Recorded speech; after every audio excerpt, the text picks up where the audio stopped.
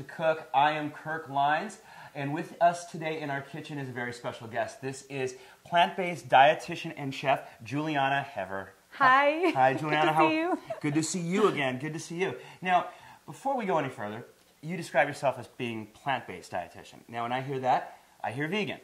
Please tell me the difference. Thank you for asking that, because it's a very confusing question that a lot of people have.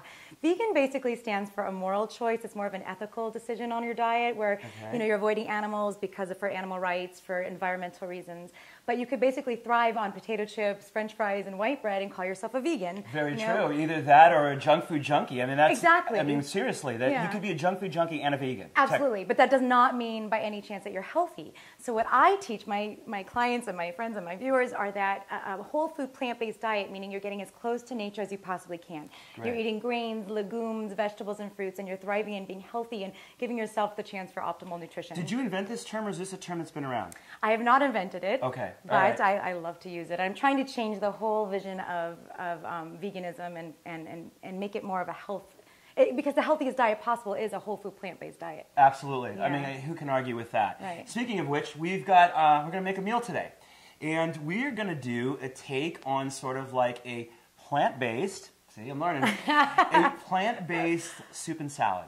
And I mean, who doesn't love soup and salad, right? Right. It's such an awesome combination. And what I think is great about what we've got going today, you're taking half of this, I'm taking the other half. Together we've designed something that every single person in this universe could eat. Yes. Oh, pretty much, right? Omnivores included. Right, without feeling like deprived in any way. Yeah. All right, well, I know that your soup takes longer than my salad to cook, so why don't we say we get started with your soup? Sounds good. Okay, we're going to make a Thai corn chowder, and it's kind of like got this really good texture thing going on, and a lot of different Thai flavors, spicy and sweet. I can see how the Thai flavors would go with the corn really nicely, so I'm really excited. So what you got going? Okay, here? so far we've got half a cup of vegetable broth. That's just starting to simmer. And that's just regular store-bought vegetable broth? Pre-made. I mean, you could make your own if you wanted to. Yeah, if you're really ambitious. But okay, so I'm going to add the chopped 1 medium to large onion in there.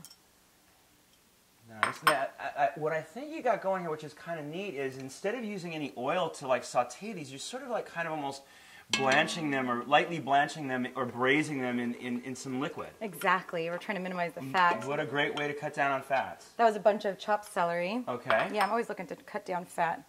Okay, this is about 2 or 3 cloves of garlic. Okay, that you've just sort of pulverized there. Pulverized. Actually, I cheated. I used them minced already. All right, well, you know. Saving time, saving time. And this is 1 inch of ginger. Ah, fresh ginger. Fresh ginger. Smell that. Yeah, good My stuff. favorite. I mean, so good, especially if like you have like sort of digestion issues. Yeah. Or you know what else it's great for too is if you ever have like a sore throat. Yes. If you just eat raw ginger, it sort of does like some of those like you know the sprays for your throat. Because it's antiseptic. Yeah. Right, Yeah. and it sort of numbs the back of your throat. This is a medium or large red pepper. Okay. Chopped. You know what else you could do with the ginger? You could put the ginger in tea or apple juice and boil it and drink it down. It feels really good. Ginger with tastes honey. great. Yeah. Everything. These are coriander seeds. Ah, Smell yeah. those. Which is the seed of the cilantro plant. Yeah. Isn't that cool? Nice, I like that. So much comes from that. And then the... All right, so now how long are you going to let this go for? Okay, I'm going to let this go about 10 minutes. I just want the vegetables to get a little bit soft and all the flavors to just kind of start heating up and melding. Great. So I'm going to let that sit for about 10 minutes. 10 minutes. All right. Okay, and what's next? I want to add a little bit of some Celtic Sea Salt just to add a little bit of bring out the flavors. Just a little bit. Also known as gray salt, or you know, it's just that nice textured salt with all kinds of big flavor. Yeah, it does have a big pungent flavor. Okay, this is some lemongrass. It's about a stalk's worth of chopped lemongrass. The tender white portions. Yes. Yeah. Really adds the Thai flavor to it. Great. Very Thai-esque. Yeah, that's absolutely very Thai, right? Yes. Okay, and this is about 3/4 of a can of light coconut milk. Okay, so you want to cut down on the fat. You don't want anything that says coconut cream or anything along those lines. You want the light coconut milk. Unsweetened. Unsweetened, yeah. You just want to add the flavor. It's sweet enough as it is. Yeah, I know. And finally, I'm going to add, I'm going to add 2 cups of corn, and it's just the frozen corn kernels. You know what though? Sometimes for soup, frozen corn's actually not a bad product. Oh, it's great. I love it. It's a great product. It's far better. Anything frozen is far better than anything canned. Yeah. Because they're not applying heat to it, and a lot of times these things are picked at like the best times of the year, and then frozen. Flash frozen. All right, we're going to let that simmer now for about 10 minutes. Oh, I'm going to add some more vegetable broth too. Okay. All right. Add about probably another 2 cups, so it'll be a total of about 2.5, 3 cups. 2.5 to 3 give cups. Or take. All right, yeah, because we started with that half a cup with the original veggies. Exactly. And now you're going to put in another 2 to 2.5 cups. Okay. Right. Great. You know, and I kind of don't even measure. I just kind of like to see where it looks good enough because we're going to puree this in a little bit, and so it's going to be really thick. And you can always thin it out with more after you puree it. Exactly. Like that. Okay. Good point. All right, so now we're going to let it sit for about 10 so the weight minutes. is on again. 10 more minutes. Here we go. Okay. Cheers. Cheers. What's our next step? Dun, dun, dun, dun.